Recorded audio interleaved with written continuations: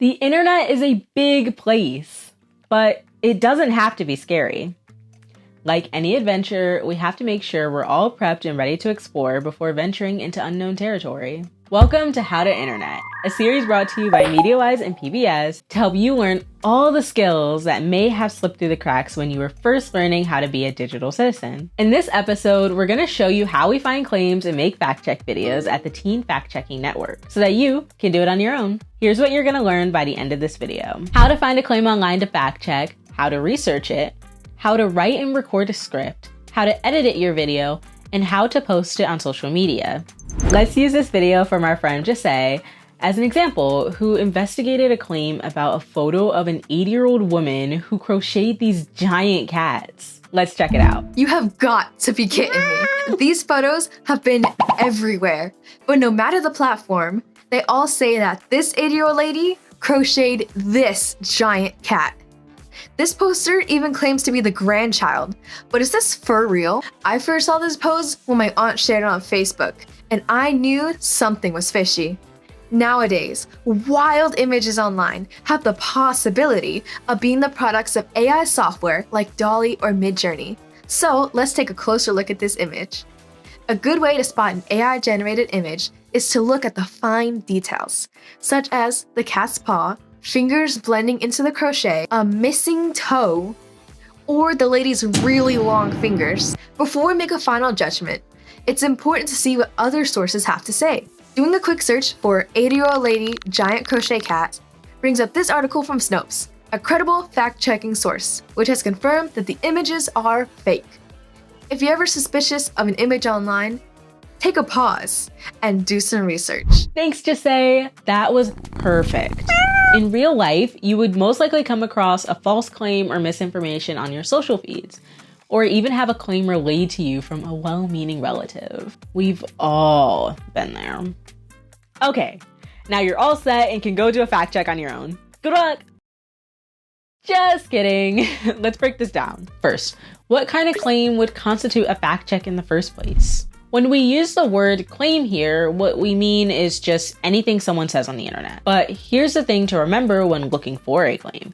Some things people say are checkable, but some things are just not. For example, if your friend comes up to you and claims that they're 6'2", that's a checkable claim. However, we can't fact check claims that are opinions or predictions. So, if that same friend says that they think they'll be 6'2" someday, you can't really check that because there's no way to actually know. We also can't check a claim that your friend likes blue better than red because that's their opinion. Jose found out about this claim from a family member who shared it on social media. That's one way to find a claim to fact check, but how else can you do it? Keep your eyes peeled for claims trending on Instagram, TikTok, Reddit, YouTube, Snapchat, and Twitter. Be tuned into the news of the day. Misinformation trending on one platform will likely be on another. See what other fact checkers and reporters are up to. Good sources to check are the Washington Post, Reuters, and PolitiFact. Search a topic that tends to have a lot of misinformation surrounding it already, like climate change, vaccinations, and COVID-19. Once you have your claim, it's time to do some research. One thing we always do when creating a fact check video is ask 3 very important questions. 1, who is behind the information? 2, what is the evidence? And 3, what do other sources have to say? We also want to know where the claim lands on a rating system. Decide if your claim is legit or mostly legit, not legit or mostly not legit, satire, needs context, or if it's a mixed bag. Okay, now that we've got the basics covered, the next step is putting pen to paper, or more accurately, fingers to keyboard, and writing your script. Open up a blank document and create a table with 2 columns. The left side is going to be for your script, and the right side for any additional effects, like text on screen, graphics, or sounds that you want to make sure are included. Here are some things to keep in mind as you're writing your script. Remember, these videos are for social media, so you want to make something that like you and your friends would want to watch, right? Write conversationally. You want to sound like you're talking to your friends about this important topic, not lecturing anyone. It might be hard to get the hang of it at first, but reading your script out loud can help get you an understanding for the flow of things. Think about the order of events in your story. Explaining something can be difficult sometimes, so it can be helpful to break things down into digestible bites. Another helpful tip can be numbering your points, like 3 big things to take away from this, or how we solve this in 5 steps. And don't forget to recap at the end to make sure that you've got all your points across. On the right side of your table, you can add things like circle text in article or stare dramatically into the camera. As you're writing, make sure to hyperlink all your evidence in the script so that it's easy for you and your editor to reference and verify. One last thing, since we make our videos for social media, you want to make sure your clips are succinct and snappy. Every second is precious and you don't want to waste any of that on pauses or blank screens. Once you're done writing, send it over to your editor and have a conversation with them about edits, how you want things to go, and whatever questions you may have throughout the process. That's a lot of info. Now comes the fun part. Are you ready for your close-up? Because once your script is approved, it's time to start filming. There are a few things you want to keep in mind as you set up for filming, and these tips don't just apply to fact check videos. You always want to make sure you have good lighting. Natural light is the best option. If you're filming inside, position yourself and your camera opposite or in front of a window to allow the light to highlight your face.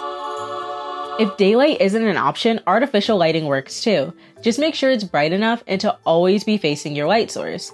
If it's behind you, you'll end up being backlit. You also want to make sure that you have a good background, something nice but not too distracting. Oh, and you also want to make sure you're not too close to a wall or anything. We want to create something called depth of field to create a more interesting setup. When you're setting up your camera, make sure it's set at eye level.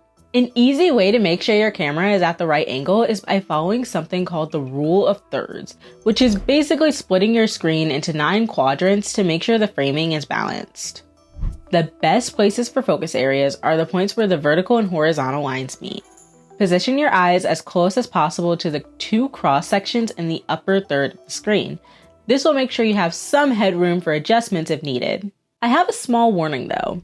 Never, under any circumstance, film yourself from the dreaded worm's eye view. Not only is it unflattering for pretty much everyone, it also activates a power dynamic between you and your audience, where you look way bigger and more powerful than the person watching the video. That would get an immediate swipe for me if I saw it on TikTok. One more tip on the setup.